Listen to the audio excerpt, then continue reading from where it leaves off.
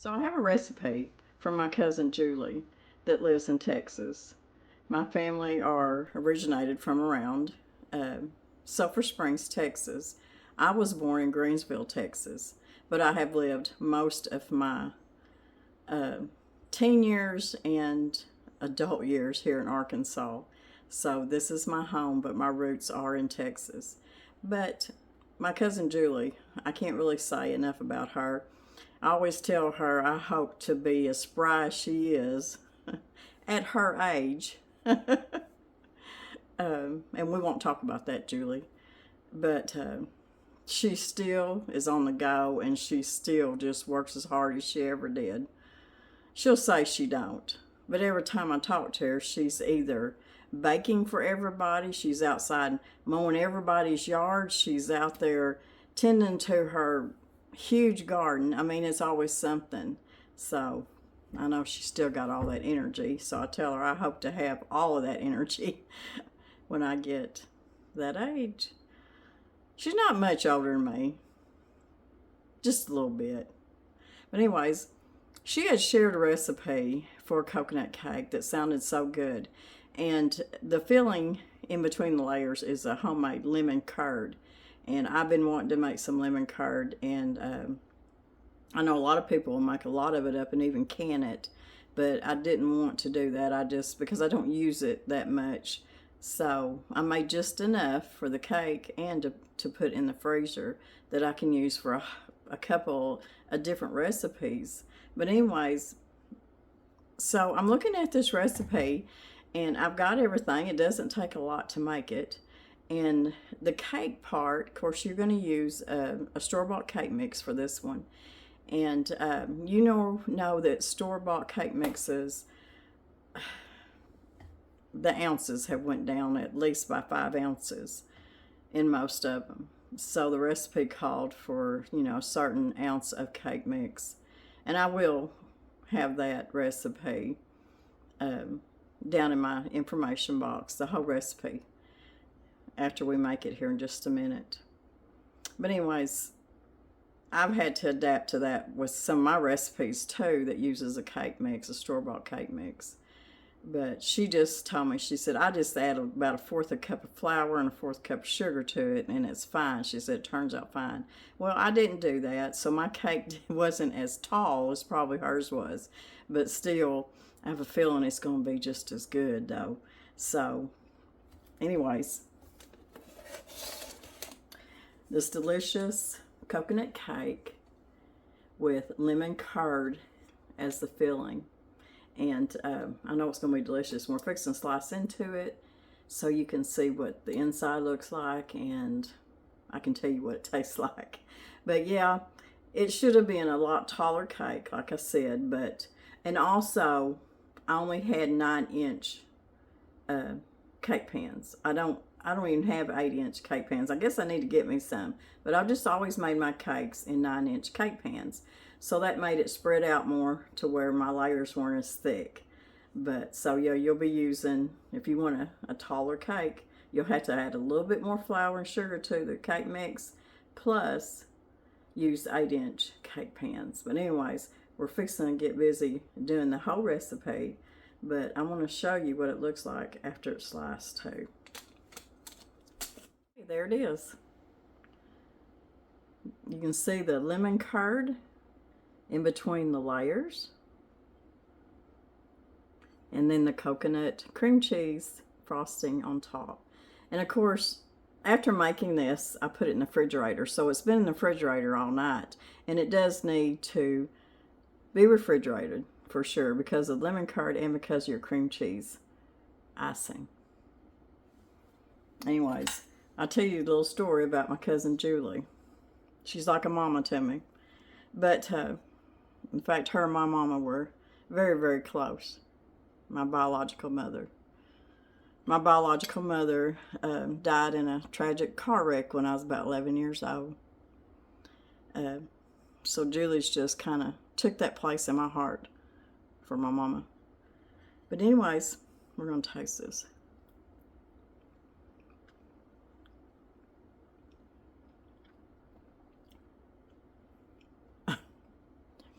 That is so delicious, y'all.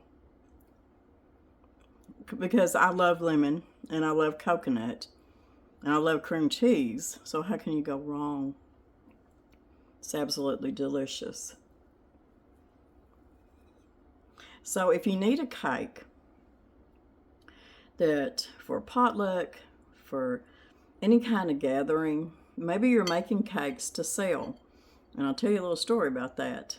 My cousin Julie, back in the day, and she may still do a few every now and then, she always had a full-time job plus taking care of everything else. Very independent woman. And that's probably where I get that from, my independence. But she baked and sold a lot of cakes to make, you know, some extra money. And she sold a lot of them, all different kinds of cakes. People would just order them and just buy them. I mean, they'd ask her, you know, Julie, can you make me a cake? Or she'd already have them made up, and of course they'd buy them from her. So she sold a lot of homemade cakes. And this one right here is absolutely delicious. You will love it. If you love lemon, if you've never made lemon curd, we're fixing to make some, and it's really, really easy.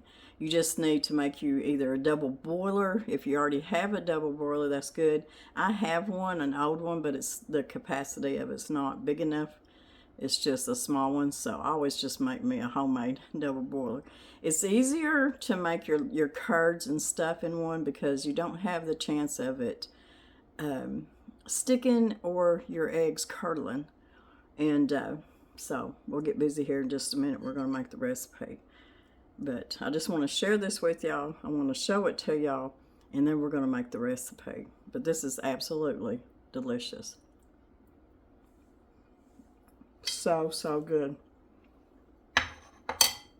People will be very impressed by this cake if you take it anywhere. And she has taught me several different cake recipes in the past. I didn't grow up with... I think it was the Italian cake. The hummingbird cake's the one I didn't grow up with that one. So the first one I ate is the one that she had made. And so I've been making them ever since because I love them. So y'all hang with me. We're going to make this recipe. And like I said, it's a recipe from somebody that's true and dear to my heart. I love you, Julie. And we got a lot more going on this video too. We're going to be making my vegetable broth dry mix that y'all been wanting the recipe for, that I used when I canned my chicken, and I hope I've got everything I need for it. I mean, it don't take a lot, but I'm hoping I still got marjoram and stuff like that. I didn't even look. Then we're going to go out to the garden a little bit and see what's going on there, and then we might just talk a little bit. So y'all stay with me, and if y'all are concerned about Mr. Brown, he's been very, very busy trying to get ready. You know, he stays a lot of days, just like his other siblings with his mama. So that's why y'all haven't been seeing him very much. But he's been busy here at the house getting things done because he's got a trip to New Mexico. And he deserves it. He loves hunting. He loves that part of the country, so he'll be gone for just a few days, and I hope he has a good time. So anyways, let's get busy with this coconut lemon curd cake. It's so delicious. Okay, I've made me a double boiler here, and the top pot it's got a heavy bottom on it. And I like making my curds and my puddings and stuff like that, like this in this little pot. So we're going to start out with whole eggs, 4 beaten whole eggs. Some people just use the egg yolks, but we're going to use whole eggs. We're going to put a whole cup of butter in here, and I've already got my burner on to start melting this butter. You can use butter or you can use marjoram, whichever one. Some people will temper their eggs. I'm just going to put it in there all together and cook it that way. If you want to temper your eggs, you can do that. I've got it on just about just a low heat. I've got 2 cups of sugar here, and I'm going to mix it with my butter. I'm going to let my butter melt just a little bit, but I don't want my mixture to get too hot before I put my eggs in there. So we're going to put our sugar in here, and I'm going to go ahead and put my lemon juice, 2/3 cup of lemon juice, and that will cool the butter down. And I've got 3 tablespoons of lemon zest. I've got 2 teaspoons of cornstarch. You can use 2 to 3 teaspoons of cornstarch. That way you know it'll thicken up pretty good. And I'm going to go ahead now. My mixture's not too hot, so I'm going to go ahead and put my 4 eggs in there. And like I said, if you just want to use the yolks, you can do that, because I know a lot of lemon curd recipes just use the yolk, but this recipe uses the whole eggs.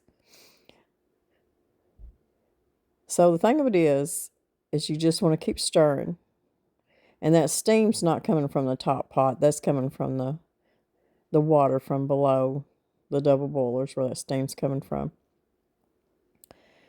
But you want to keep stirring and not let your eggs curdle, and not to let it stick.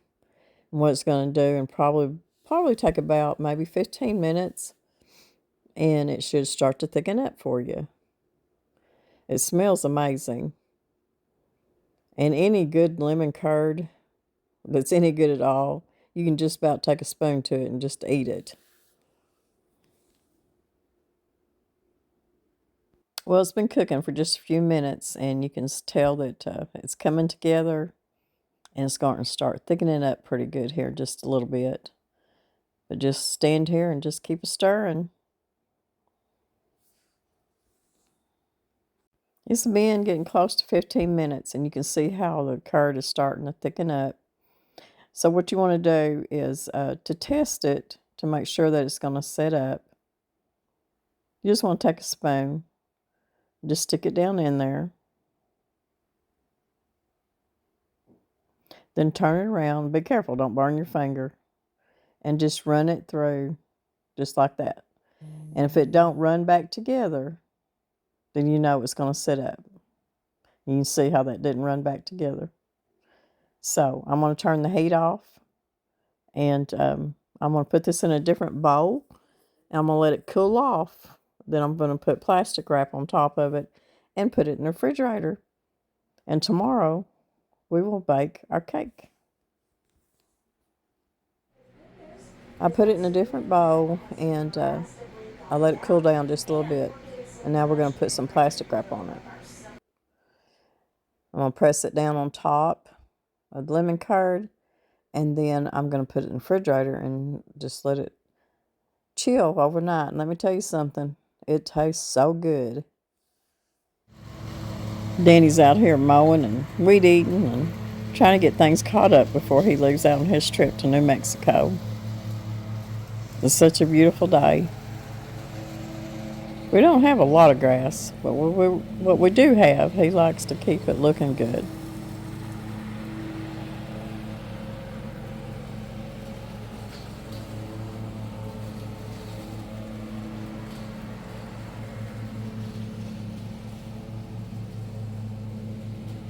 I hope he has a good trip and has a lot of fun.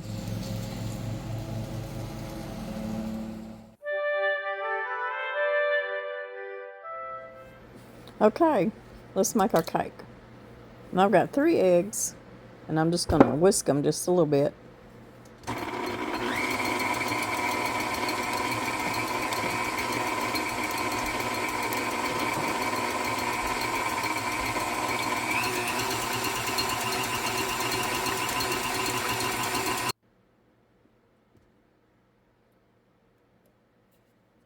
I have got some, this is what I get from Thrive Market. It's a heavy coconut cream of coconut, whatever. It'll be called different things. There's coconut milk too, but the recipe calls for coconut cream.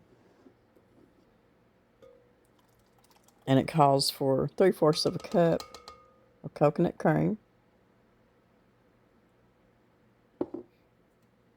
If you can't find it in your grocery store, you might find it online. Like I said, I buy mine from Thrive Market. Now we're going to add 8 ounces of sour cream.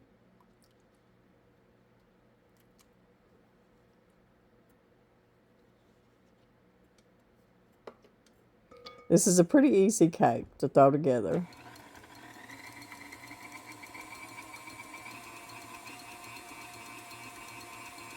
And I will put the recipe down below the video in my information.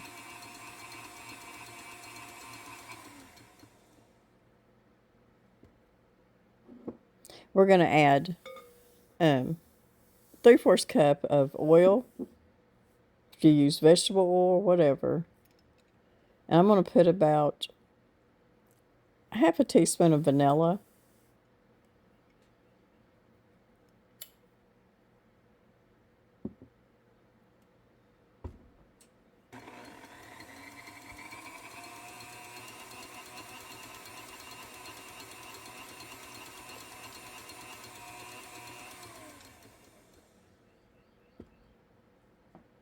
Okay. I'm going to use a French vanilla cake mix, and it has the pudding in it, and that's what the recipe calls for, is a cake mix with the pudding in it. And the bad thing of it is, it's only 13.5 ounces of cake mix anymore, so you've done lost about 5 ounces of cake mix. So what you want to do, what Julie told me, is she adds about 1/4 cup of flour and 1/4 cup of sugar to it, since they've cheated you out about a little over 5 ounces of cake mix anymore. I'm just going to scrape the sides down a little bit, and then we'll continue to mix it. And I may even get, the recipe don't call for it, but I may get some of my coconut. I've got vanilla that I put in here, but I may put a little bit of coconut flavoring in here too. The recipe calls for using 3 8-inch cake pans, but I don't have 8-inch. I have 9-inch, so that'll make my layers thinner than what they need to be, but it'll be okay. It'll still taste good. I guess I've just always used 9-inch cake pans for all my cakes, but maybe I need to buy me some 8-inch cake pans. So I'm just going to kind of measure it out and try to get them as even as I can on my layers.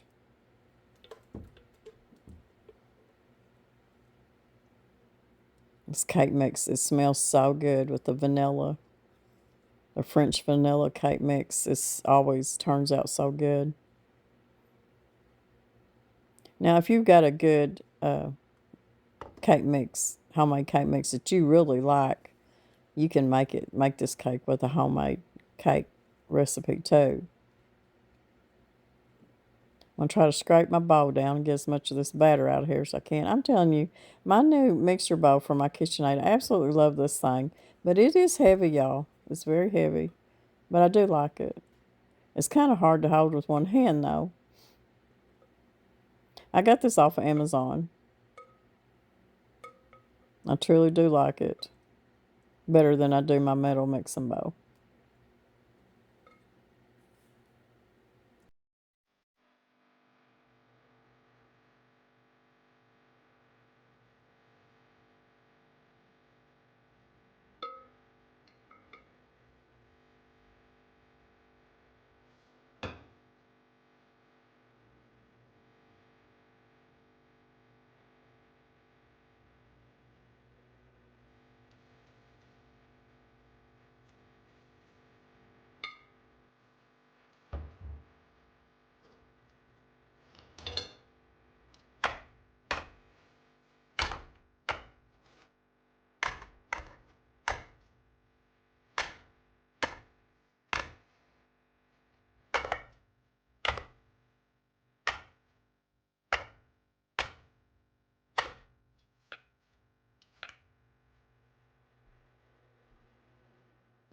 The cakes are cooked out of the oven and cooling off. And I'm going to make the frosting while they're cooling down.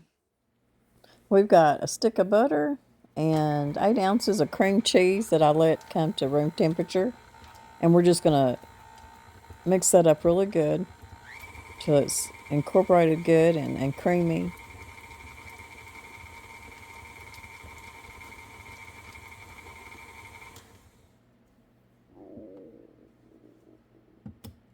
Add you a teaspoon of vanilla, or you can add some coconut extract.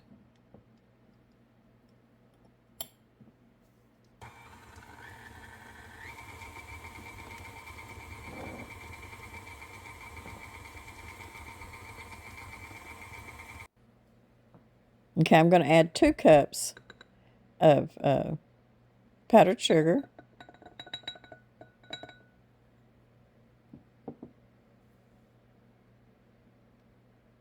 Now, if this seems too thick, once you get it mixed up, you may have to add a little bit of milk or some heavy cream to it.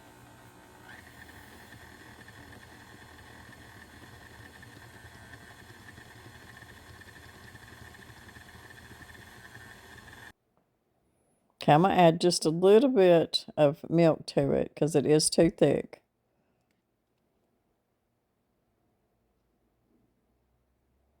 And I'm going to add just a little bit of my coconut extract to it. That's just optional.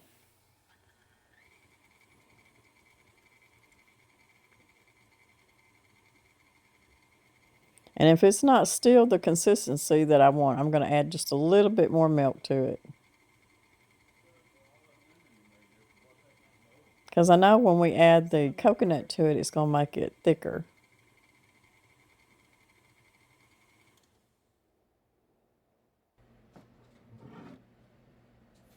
Now I've got about seven ounces of sweetened coconut flakes.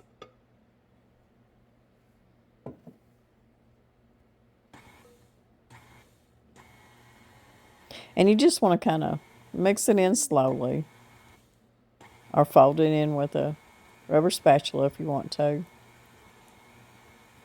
And I may have to add just a little bit more milk to it. I got my lemon curd out of the refrigerator, and we're going to start putting our lemon curd in between our layers of our cake. And you see how thick it is, but it's still manageable to spread. And don't be ashamed if you take a couple of spoons of this and just eat it by itself, because I did, and I'm telling you, it's so good. If you love lemon like I do, it is so good. This is some of the best lemon curd. And I'm going to have quite a bit of it left over because my cake is not as thick and as big as what it should have been. But anyways, I'm just going to put it in some baggies and freeze it. And I can make some lemon curd tarts or make another cake. There's different things, desserts that you can use this lemon curd for. So I'll have a little bit of it left over. And I'll probably have some of the frosting left over too. And I'll just bag it up and put it in the freezer too for another cake. Nothing goes to waste. So that should be enough for that layer. Okay, let's put our next cake layer on.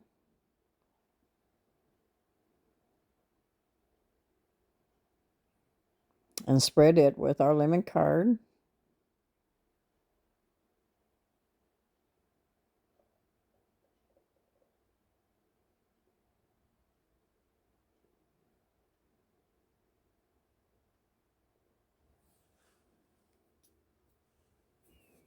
There's so many desserts that you can make with this delicious lemon curd.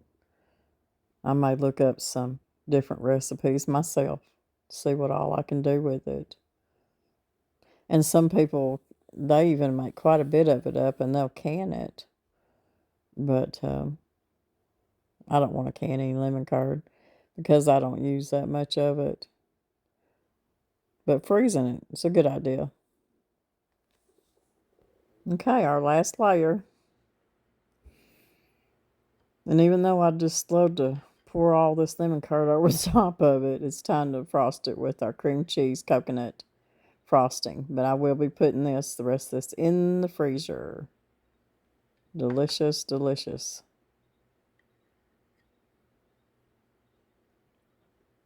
Yummy.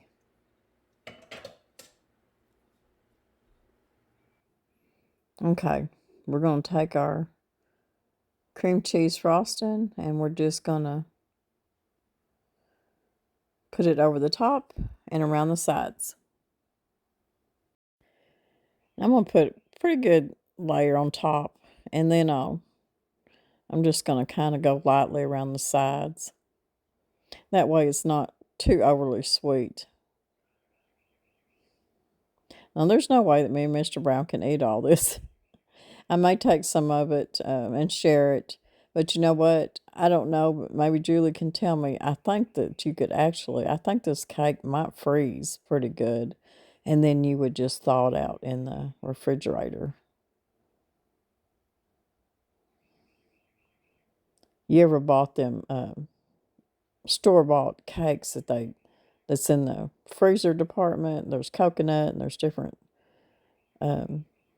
So I'm pretty sure that this would work just as well. Because some people like to make their cakes and stuff up ahead of time and stick them in the freezer, especially if they can't eat all of it. But some people like to do it ahead of time and stick them in the freezer and then thaw them out in the refrigerator so they don't have to do it at the last minute for like holidays and stuff like that. And I just have a feeling that this cake here would probably freeze pretty good. And when I get this done, I'm going to stick it in the refrigerator and let it chill.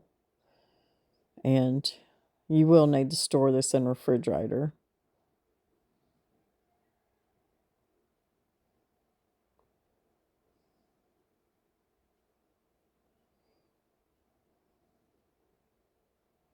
You know, I've always loved anything with lemon. And this lemon curd, I just can't say enough about it. It's just so good. I haven't had any lemon curd in a long, long time. So I'm really enjoying it.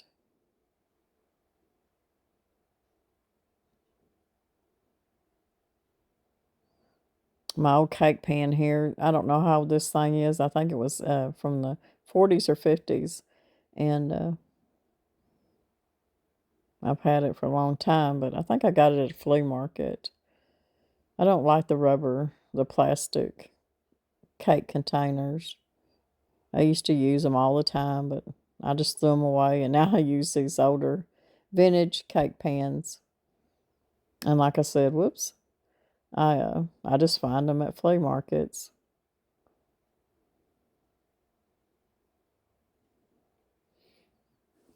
Okay, there is our coconut cake with lemon curd filling. We're going to let it chill, and then we'll cut it after a while, and we'll taste it.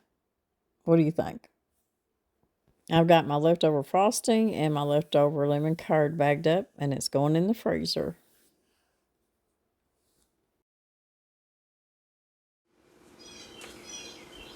Okay, we're going to make my vegetable broth mix. And y'all see me use this in my canning video of canning chicken. I used it in my stock. And this is just simple ingredients that most of the time we have in our pantry. The recipe does call for celery seed, but I always have celery salt on hand.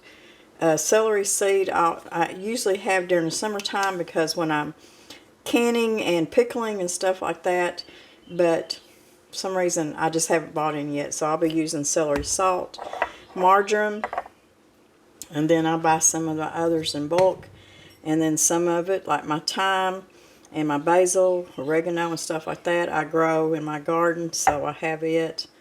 So anyways, let's make our vegetable broth mix.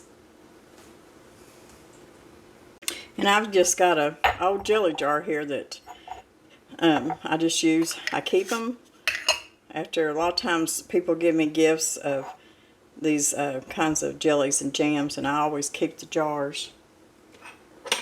So to start out with, you need 3 tablespoons of onion powder.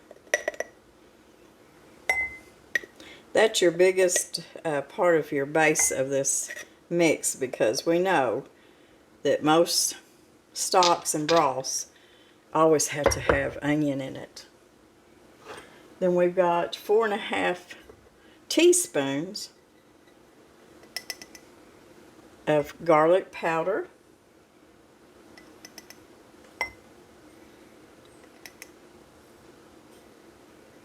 And I always buy the granulated roasted garlic. I get it off Amazon. It's really good stuff. Need 1.5 teaspoons of oregano.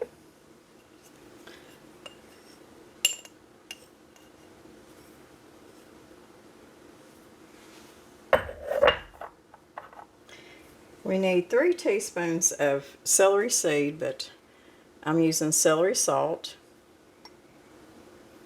And I don't put just regular salt in this because you need to, whoops, wow. You need to do that kind of by taste because some people, this way you can control your salt's what I'm saying. But this celery salt does have salt in it. So if you don't want salt in it at all, just put celery seed in it. Let's see, 1.5 teaspoons of marjoram. Let's see if we can do this again without spilling it. I think I'll get my 1/2 teaspoon. 1, 2, 3 of marjoram.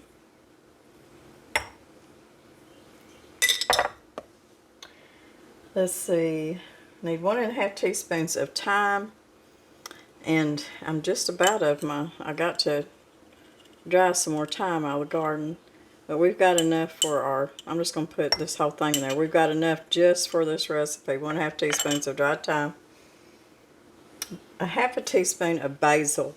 Basil is so good and everything, but you don't want you don't want too much in there because, and this is out of my garden, you don't want to overpower your vegetable broth.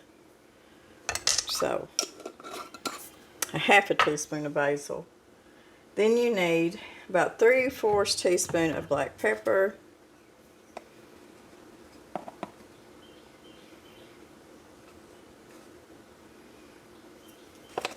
Now, my recipe, I don't have parsley wrote down, so this is an optional thing, but I am going to put some because I do love parsley in any of my soups. I think I'm going to put 2 teaspoons.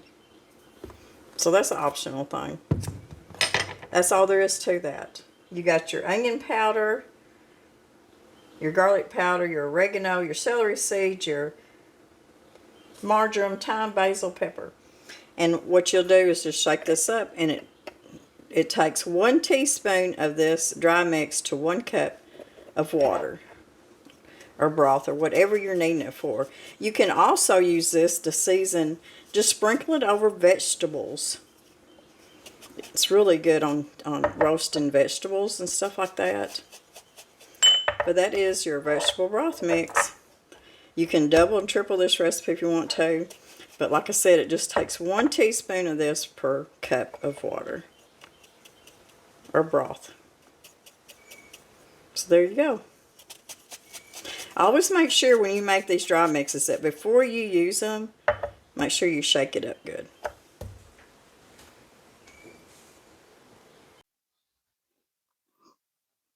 So I really believe that the garden is calling my name right now. We had rain early this morning. It's been pretty cloudy, but all of a sudden the sun's come out. So I think I'll go out and enjoy it a little bit with the squirrels. I looked out there while ago and there's 3 squirrels just like basking in the sun and just enjoying the morning, I guess. The only bad thing is when I start getting tomatoes and stuff like that, they like to get in my garden, even though I've got to, they climb the fences and like to eat on my tomatoes.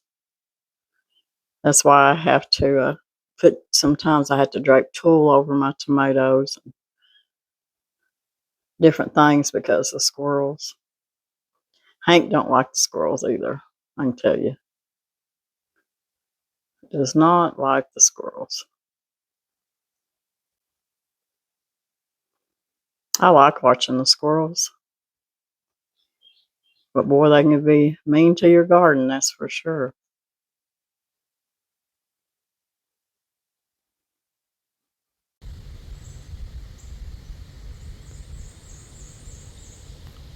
Muscadine vine.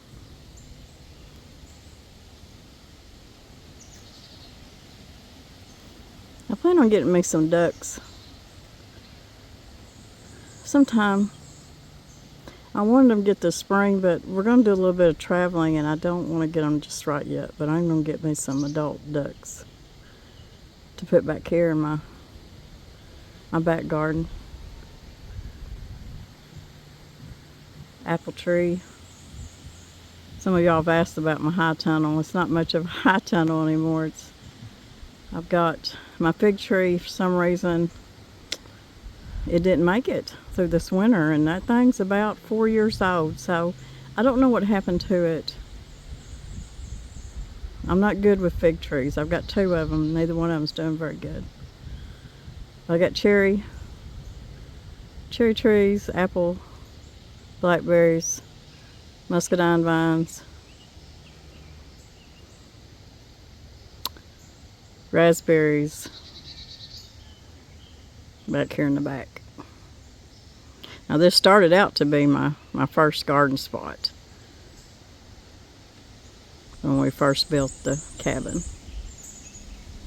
Now it's just become mainly berries and fruit trees. Oh, I also have a wild plum tree too.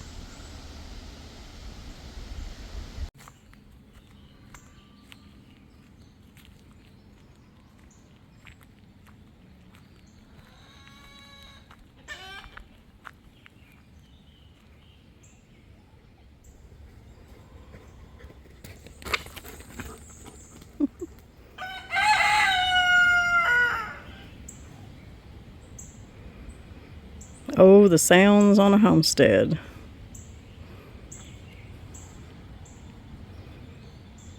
This right here is river cane. And Danny, we was on the river one day, and he pulled some and planted it right here by these rocks. And they've been here several years, and they make enough cane that I can use it in the garden. He likes to show off sometimes. You see that huge pile of leaves back here? That is my compost pile. And we'll just leave them leaves. I need to get my bird water out of there. I meant to do that. But anyways, our leaves are back there, and we just let them break down and get quite a bit of compost back there. I've got some pumpkins planted down there in that little container there.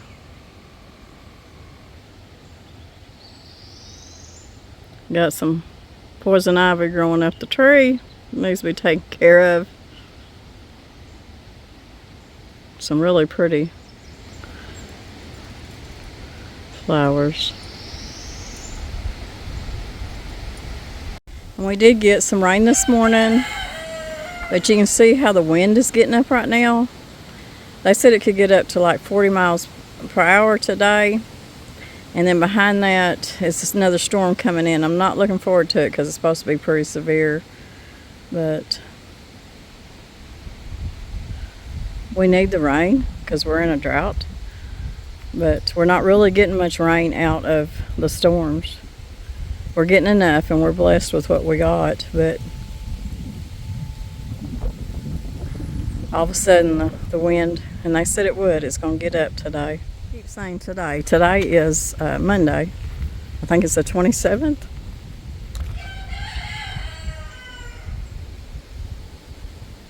I love daylilies.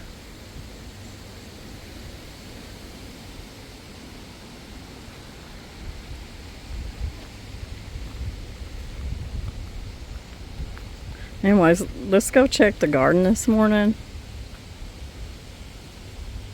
Sun's gonna get behind the clouds again. I keep these 2 rain barrels out here, and we've not had enough rain. We've not had enough rain, y'all, all winter and into the spring to even fill them up. They do have rainwater in them. Some of it's even from last year, I guess. We did take some steps knowing that we're going to be in a drought probably this summer, going into the summer. Right up there. See if I can zoom in close enough. Right there is a trough. You see that black trough? And we've got a rain spout coming off the roof. Wind is really starting to get with it. Anyways, that rain spout brings that water down into that trough, and it's already full, thank goodness. And that will help us watering my plants up here up front.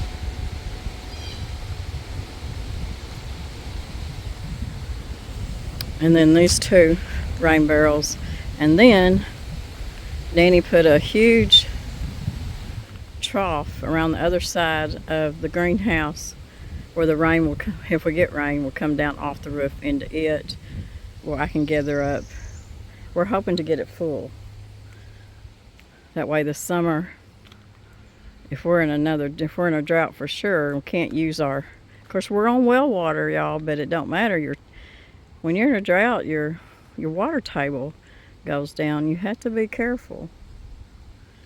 So anyways,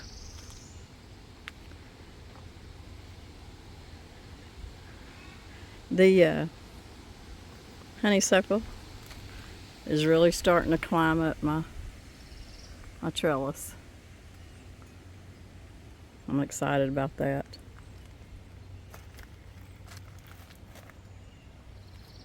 And my white cottage roses are starting to where they're going to start to climb here anytime soon.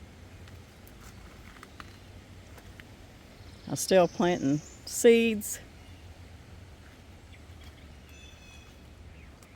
I've got peas coming up that are going to climb the arch. Hey Hank, what are you doing, bud?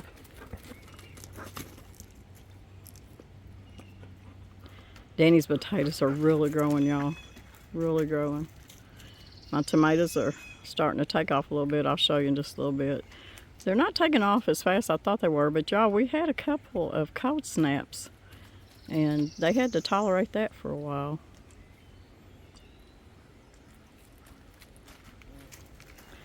I think I'm going to try to pick maybe a carrot or two out of the garden and maybe some lettuce. Make me a salad today. The garlic back there in the corner, it's still not ready, but it's doing really good. And let me tell y'all something. What I found the other day in my garlic, you know, it's a pretty tall bed, but there was a snake skin in there. Pretty good one too.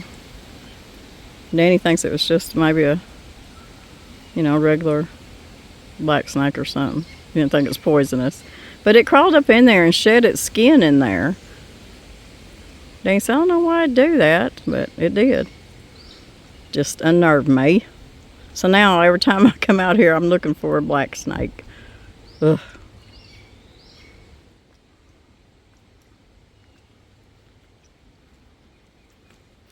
I got this shade cloth over. I've still got a little bit of lettuce left in there. Not much, and I'm just keeping that shade cloth on it for right now. I'm thinking about replanting it in a container and putting it up there on the porch in the shade to see how long I can keep my lettuce. That right there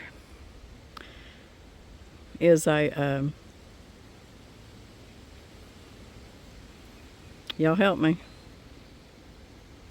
Possum grapevine. Lost my mind again there for a minute. And it's come up wild there every year. It's never made any grapes yet, but we'll see.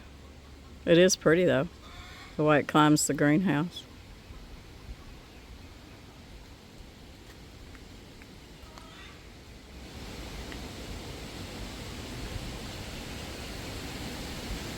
The honeysuckle is trying to climb up the old trellis there. I still have not got Adele a new hat yet, and I've still got to do that. Bless her heart.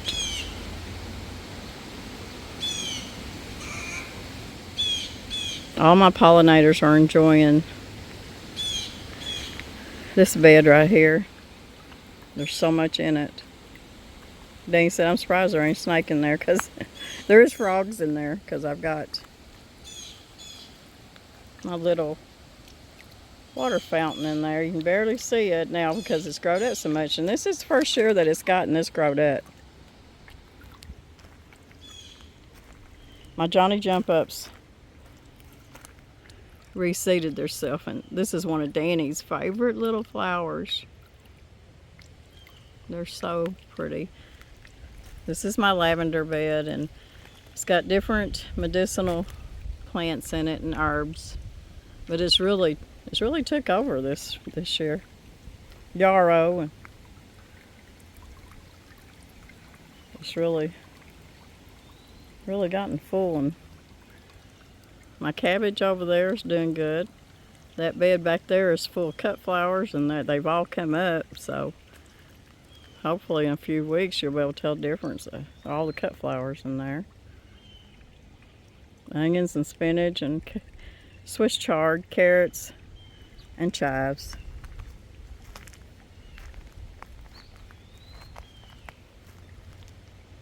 Bachelor buttons that reseeded themselves back here on the fence.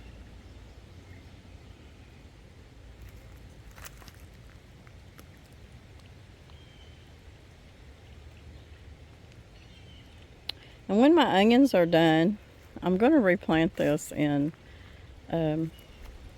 some kind of a green bean or some kind of peas, and that'll help put nitrogen back in the soil. Plus, we have a long growing period here, so we can go plumb into the fall of growing beans and stuff like that. And I want to show y'all that I'm growing mushrooms. In fact, I'm fixing to pick some today. These are shiitake.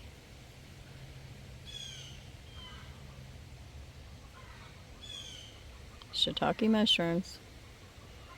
And I got them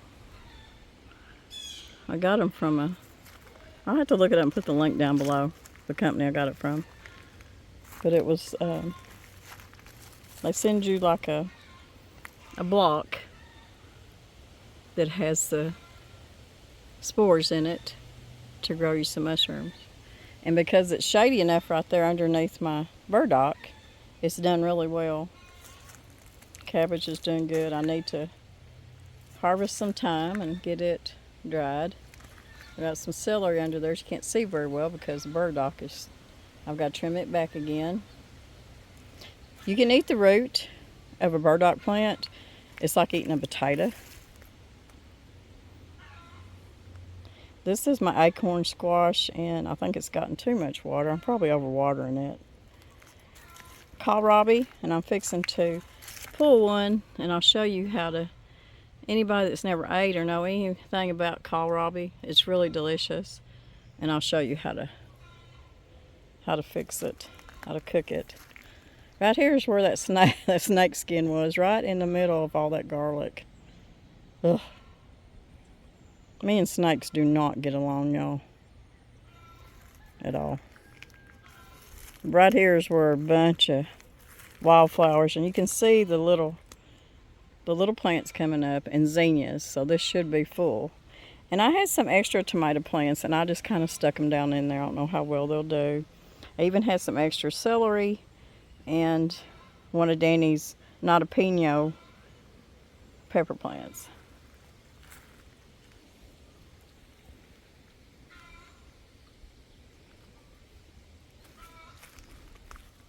My dahlias. My roses really bloomed and bloomed and bloomed, and I fertilized them, and there's no blooms on them right this second. But they have really been doing good, early blooms. Dahlias.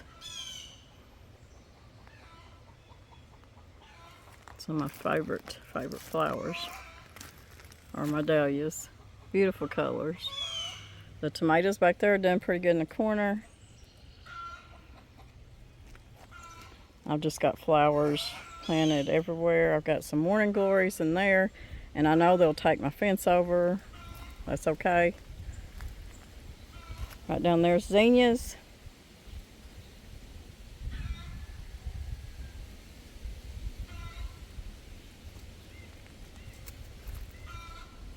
This is full of zinnias and full of wildflowers for my pollinators. What are you doing, Hank? Is your back itching? Huh? Is your back itchy?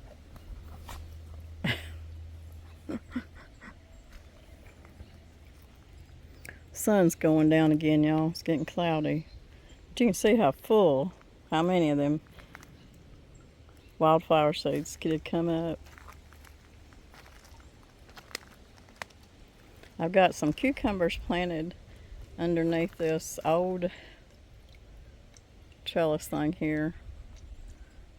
I mean, it's barely hanging on anymore. I need make me a couple new ones. I need to get my little fountain going right there too. My granddaughter loves that fountain. And these are the peas. I need to weed that thing out. These are the peas that I planted, and every one of them come up. So I'm hoping they'll just start growing up this trellis. And I won't pick them fresh. I'm going to dry them, let them dry on the vine for dry beans. These are what they call red zipper peas, cow peas. Really good all-around dry pea.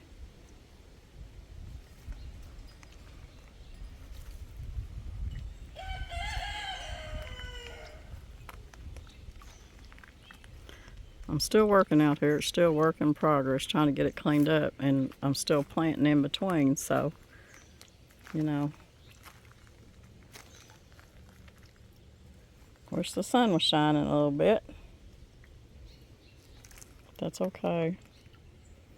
I planted some more plugs of rosemary in this little tub, and some lavender under this little bird cage thing. Some of my perennials from last year did come back, but I did keep them covered pretty good too with a row crop cover, because we had 2 weeks of some pretty hard below freezing weather. We didn't have really much of a winter, but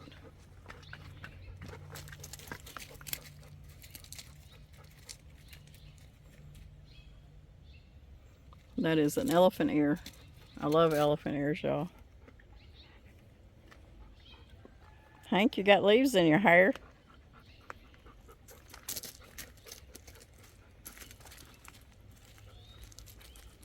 Looks like it could rain again.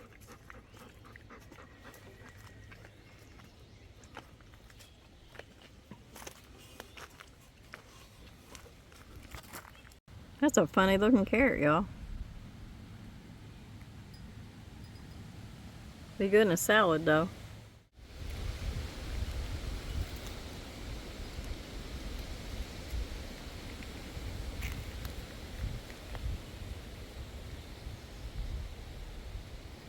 Danny's favorite green is spinach. And it's probably fixing to get too hot for our greens. They'll start to bolt. And I do have this. These are ornamental sweet peas, the ones that are so pretty, you know, pinks and purples in them.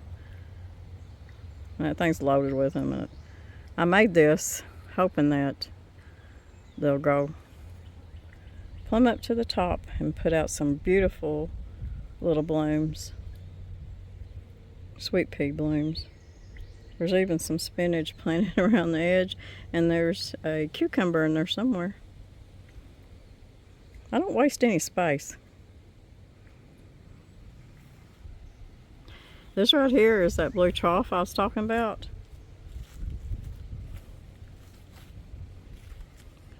Danny's got it hoping that if we can get any kind of amount of rain that'll come down, it's going to go in that trough. And if we don't get enough rain before summer gets here, we'll have to fill it up as much as we can with well water, and just in case the drought gets too bad.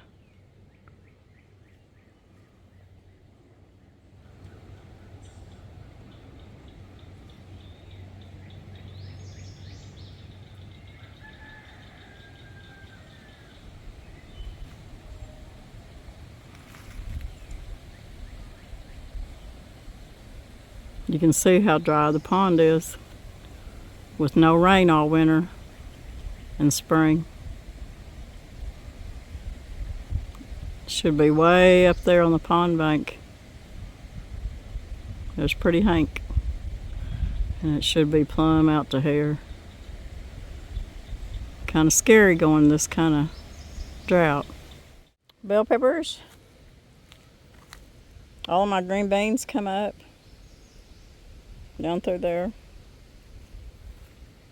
And the green beans that I planted here among my tomatoes have come up down behind them. And what that does is it puts nitrogen down in with the tomatoes.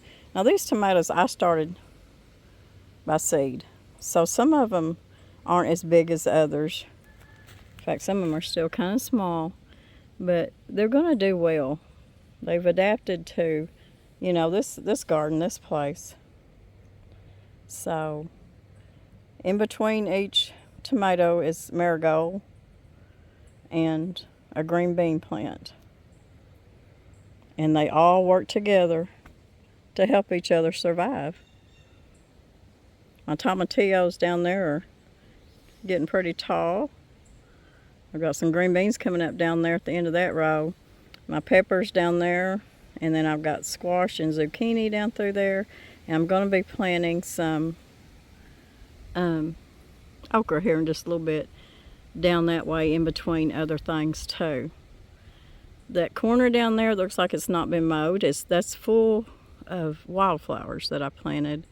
And also there is some pumpkin plants in among it too. But look at Danny's potatoes. And some of them's already blooming, y'all. It's really, he said it's too early for them to be blooming, but they are. I had a bunch of sweet peas that I started, and you can see them along that trellis. That's where some of my tomatoes are too. So I've got tomatoes, marigolds, and sweet peas along this. And then at the end I've got acorn squash there and acorn squash here. And then back behind that trellis, because I had so many plants, bell pepper plants, in between them and the potatoes, there's a few bell peppers down through there too. You can see how the green beans have come up.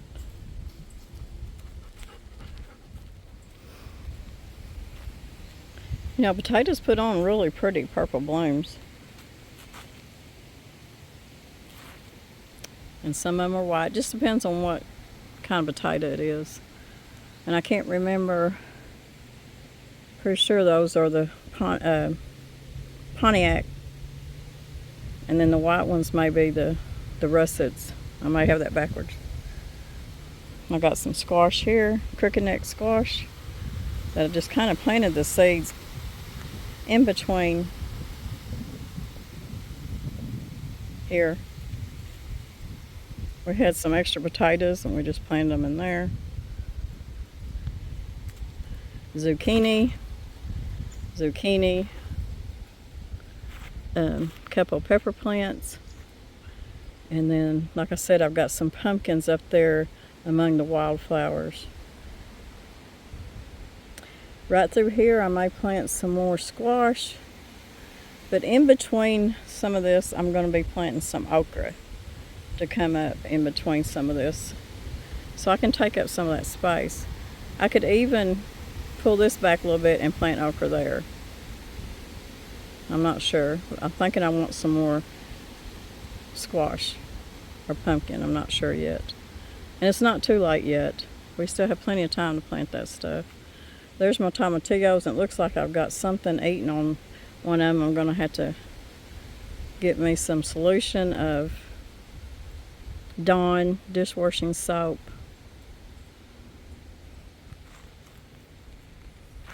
And a little bit of cayenne pepper to spray on top of those. I don't want, yeah, because that one's getting ate on too, so I've got to get that done today. I don't know because it's supposed to rain, so I may wait. But there's some green beans coming up down here too, in between all these. So that's companion planting. I've got some weeding I need to do before I plant my okra in between all these zucchini and squash plants. My family absolutely loves fried squash, so I try to plant plenty of it. But anyways, I mean, it's just April and things are already looking really good. And we can just hope for the best about the rain and, you know, stuff like that, because, you know, every year could be different. We've had years that we had so much rain that we had to replant so much because, whoops, won't you look what I just did. Lori Brown. Ugh. Anyways, it'll take off. Leave things well alone. I'm trying to get these up off I need to tie those. I've got some tomato plants right here that I need to tie up before the wind really starts in. So I'm going to get off here and get some things done before this. As you can see, the wind is really starting to get up. So I better get some things done. Prayers for all those. Oh, last several days. Last week, all the tornadoes, just that bad weather just keeps going through the same spot over and over and over. And you know, we had that right here in our area the last 2 years. That's why I ended up putting a storm shelter in, because it got so nerve-wracking with the storms that just constantly coming. But prayers for all those that have been impacted by these storms. And I also want to say that we are praying, and you're in our prayers and our minds and our hearts.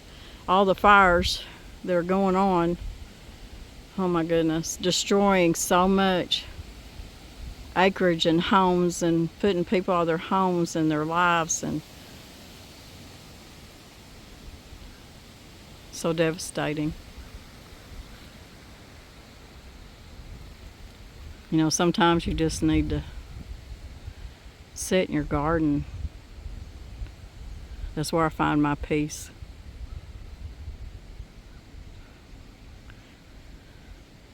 It's one of the most favorite spots for me, besides with my church family, of where I can find a lot of peace. And when I'm around my children, my grandchildren,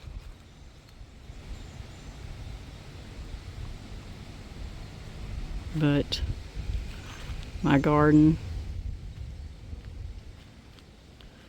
is just a part of who I am and what it brings to me. Not just to feed me and Danny and my family, but it feeds my soul and it comforts me. It's like, here I am, you know, come be with me, sit with me, and we'll just be one. Kind of like, you know, I will sustain you, you'll sustain me by taking care of me, and I'll sustain you by producing food.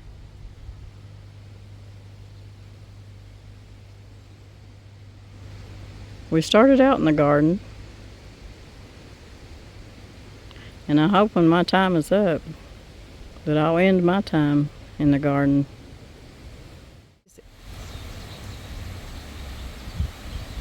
It's a big old possum. He's gonna get you.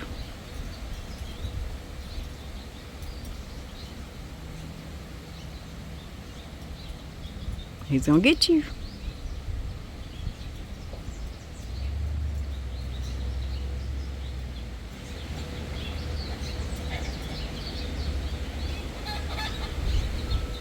Come here, Hank.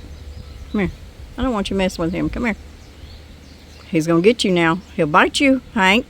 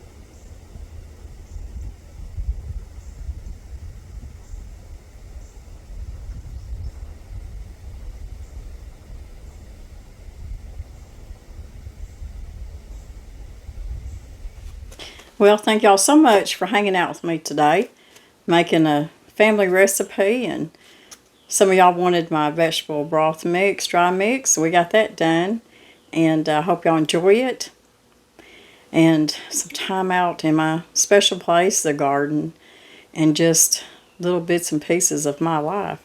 I want to share something with y'all before I end this video, and it's a book that I ordered off of Amazon. And if I don't forget, like I usually do, I'll leave the link down below. It's called Having a Merry Heart in a Martha World. And it's by Joanna Weaver.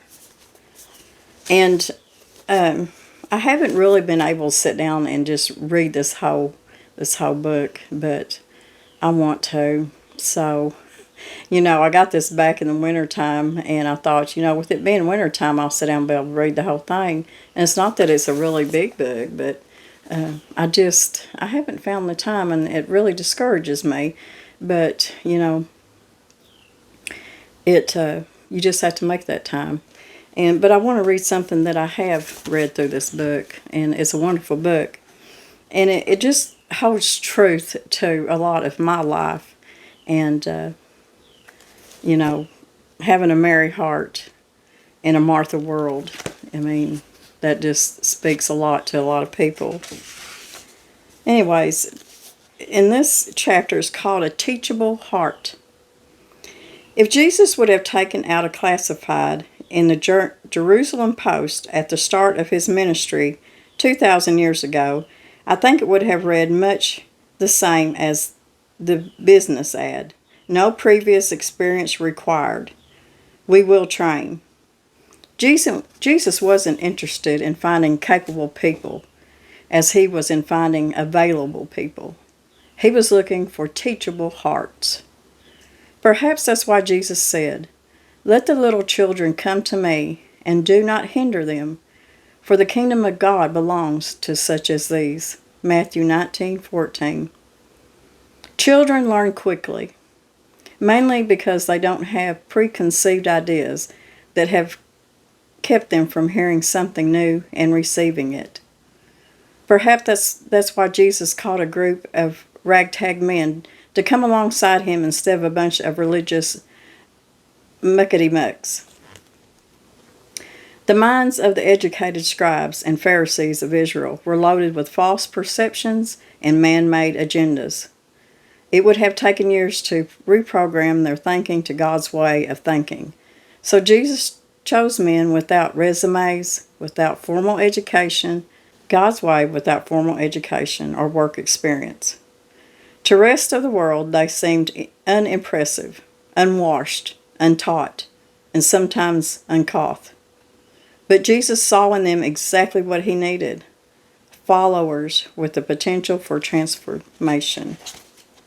Unfortunately, though, we all applaud the thought of transformation. Most of us don't appreciate the process that gets us there. To be transformed means we have to change. And change too often hurts. He is more concerned about our character than our comfort.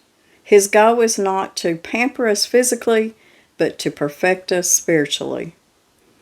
I believe that's why Jesus chose to confront Martha's attitude after her little tantrum about help in the kitchen back in Luke 10.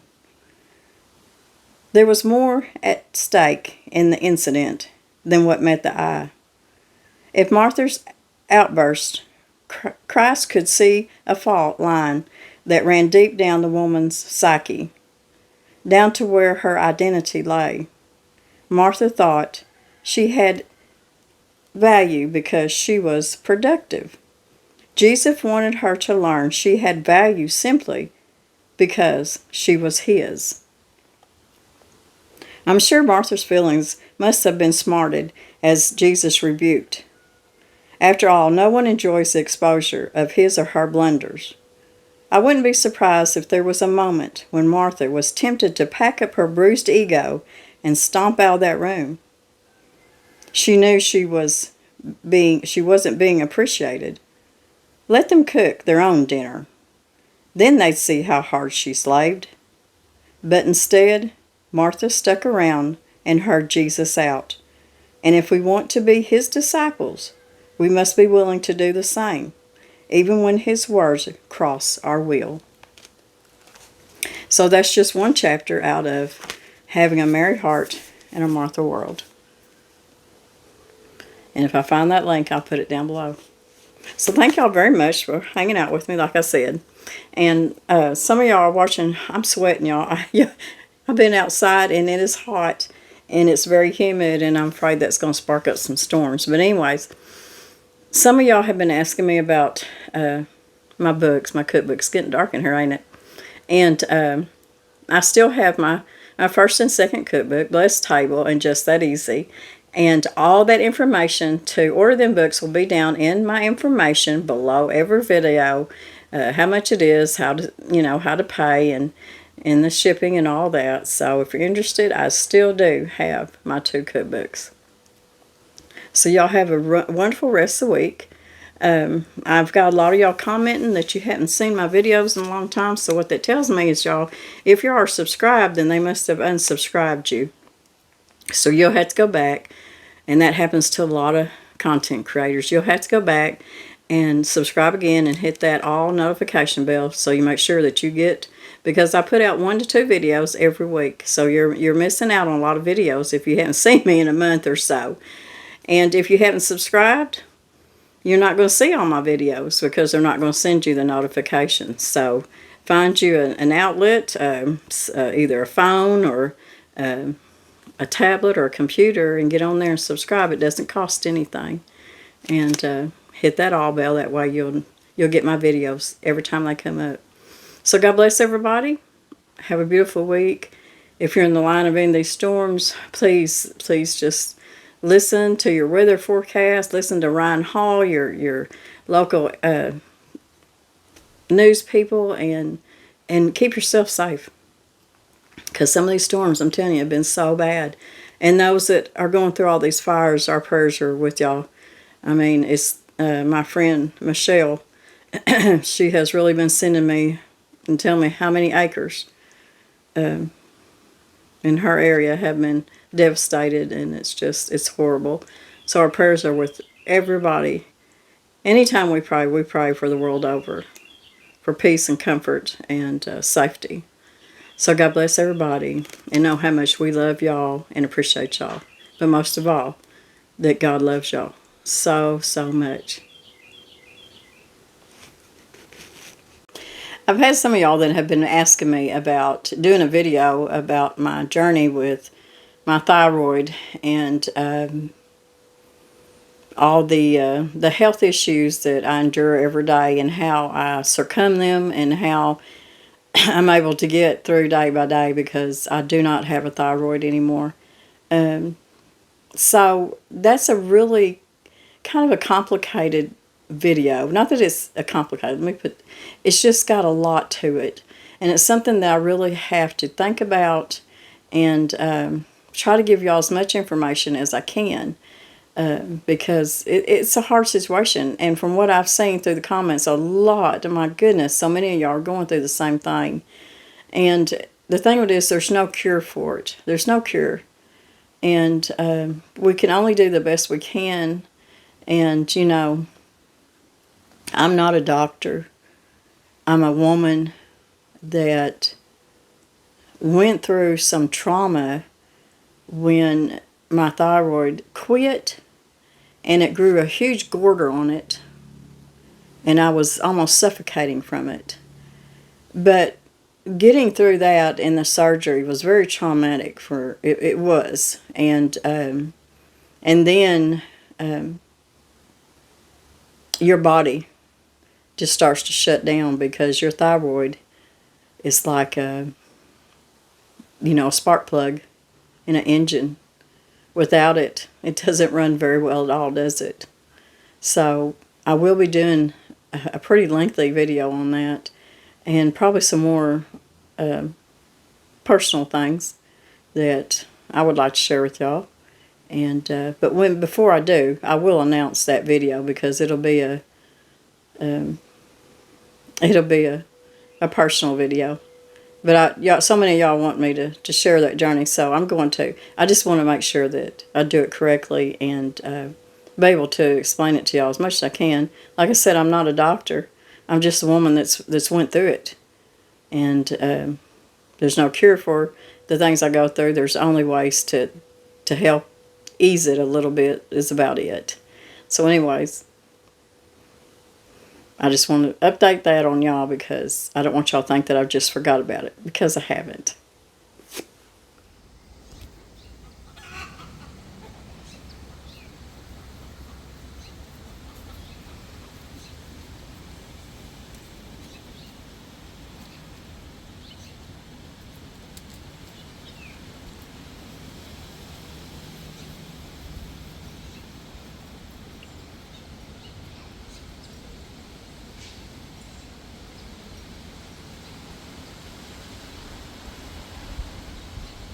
Hank, be careful, Hank. Hank, be careful, Hank. He's going to bite you.